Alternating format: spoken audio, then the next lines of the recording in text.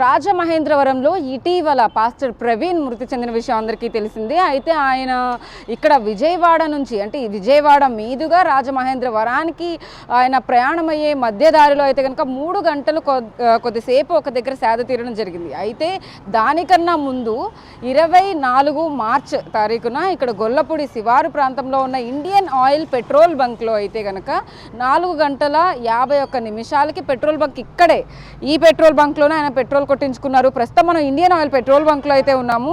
నేను ఎక్కడైతే నుంచుని ఉన్నానో ఆయన బుల్లెట్ బైక్ వేసుకొని వచ్చి ఇక్కడే ఈ ప్రజెంట్ ప్లేస్లోనే ఆయన బండి ఆపడం జరిగింది. ఇక్కడే ఈ పర్సన్ ఎవరైతే ఉన్నారో ఇతని పేరు రాహుల్ దగ్గరే పెట్రోల్ కొట్టించుకున్నారు. ఎంత కొట్టించుకున్నారు, ఆయన అసలు ఏ స్థితిలో ఇక్కడికి రావడం జరిగింది, అయితే ఇక్కడ ఎంతసేపు ఆయన ఉన్నారు, ఆయన పెట్రోల్ కొట్టించుకునే సమయంలో అసలు ఏం జరిగింది, ఏం మాట్లాడారు, వాళ్ళిద్దరి మధ్య కాన్వర్జేషన్ ఏం నడిచిందని చెప్పేసి రాహుల్ని అడిగి తెలుసుకుందాం. హాయ్ రాహుల్, ప్రవీణ్ పగడాల గారు ఇక్కడికి వచ్చి పెట్రోల్ కొట్టించుకోవడం అది బాగా హైలైట్ అవుతుంది, హల్చల్ అవుతుంది. బేసిక్గా ఆయన మృతి చెందిన తర్వాత అయితే కనుక ఈ ఆధారాలన్నీ బయటకు రావడం, కానీ ఇప్పుడు ఆయన ఇక్కడికి వచ్చారన్న విషయం కూడా మన పోలీసులు వచ్చి అన్ని సీసీటీవీ ఫుటేజ్ తీసుకున్నారు. సో ఆయన వచ్చినప్పుడు అసలు ఏం జరిగింది, ఏంటి, ఎంత పెట్రోల్ కొట్టించుకున్నారు, ఏం మాట్లాడారు మీతో? మాట్లాడడం ఏం మాట్లాడలేదండి. 8 లీటర్స్ పెట్రోల్ అన్నారు. 8 పెట్రోల్ కొట్టేసిన, బండి ముందలు కాపి పైసలు ఇస్తా అన్నాడు. బండి ముందర పెట్టిండు, పైసలు ఇచ్చిండు, వెళ్ళిపోయిండు, అంతే అండి.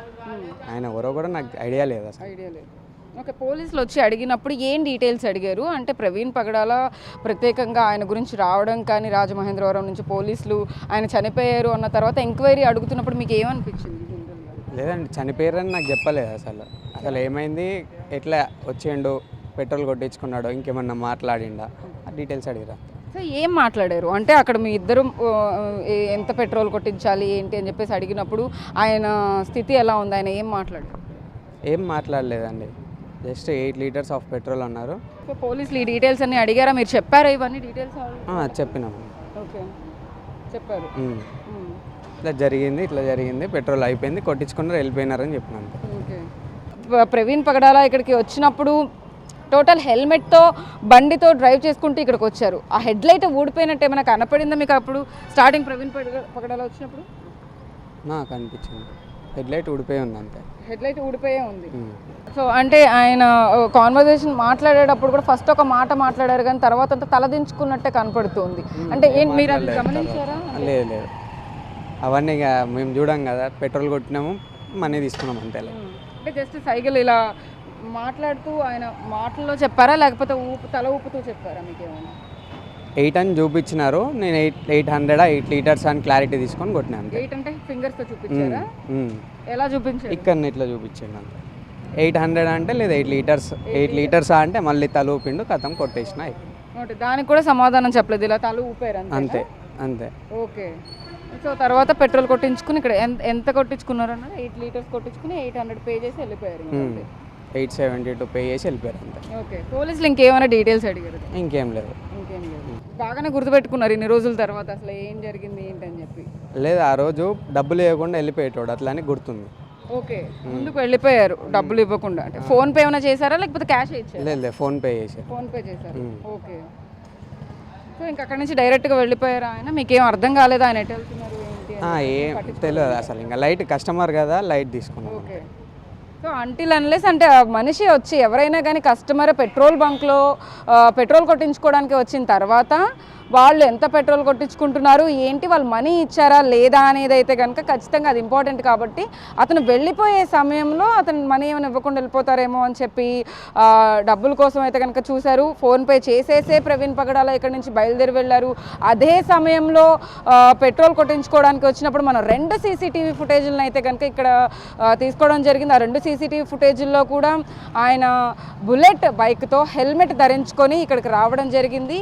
ఈ రాహుల్ అనే పర్సన్ దగ్గరే ఇదే ప్లేస్లో అయితే కనుక ప్రవీణ్ పగడాల పెట్రోల్ కొట్టించుకోవడం జరిగింది. ఈ గొల్లపూడి ఇండియన్ ఆయిల్ పెట్రోల్ బంక్లో అయితే కనుక పెట్రోల్ కొట్టించుకున్న అనంతరం ఆయన దుర్గగుడి ఫ్లైఓవర్ నుంచి వెంటనే అక్కడికి రామరపాడు దగ్గరికి వెళ్ళిపోవడం జరిగింది. అక్కడ నుంచి అయితే కనుక ఆయన 3 గంటలు అక్కడే సేద తీరడం జరిగింది. అయితే ఈ పెట్రోల్ బంక్లో ఏం జరిగింది అనే ఉత్కంఠనైతే కనుక పోలీసులు ఛేదించేందుకు ఇక్కడ సీసీటీవీ ఫుటేజ్ని తీసుకున్నారు. అసలు ఏం జరిగి ఉండొచ్చని రాహుల్ని కూడా ప్రశ్నించినట్టుగా రాజమహేంద్రవరం పోలీసులు రాహుల్ మనతో చెప్తున్న పరిస్థితి ఉంది.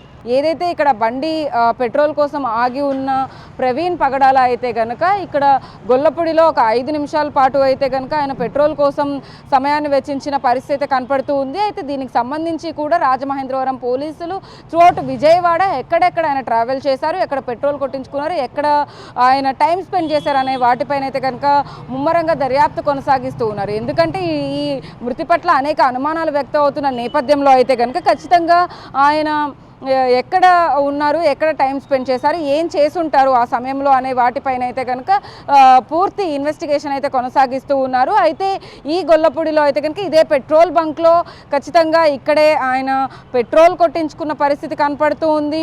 అక్కడ కూడా పెట్రోల్ కొట్టిన అతనికి కూడా కొంత అనుమానం రావడంతో కూడా ప్రవీణ్ పగడాలని కొంచెం గమనించిన ఏవైతే డీటెయిల్స్ ఉన్నాయో అవన్నీ కూడా క్లియర్ కట్గా బిగ్ టీవీ విత్ ఎక్స్క్లూజివ్గా చెప్తున్న పరిస్థితి కనపడుతుంది. ఇటు పోలీసులు కూడా దీనిపైన ముమ్మర దర్యాప్తు కొనసాగిస్తూ ఉన్నారు. కాబట్టి ఈ ఉత్కంఠ మరికొన్ని రోజుల్లో అయితే కనుక వీడే అవకాశం అయితే కనపడుతోందని చెప్పొచ్చు.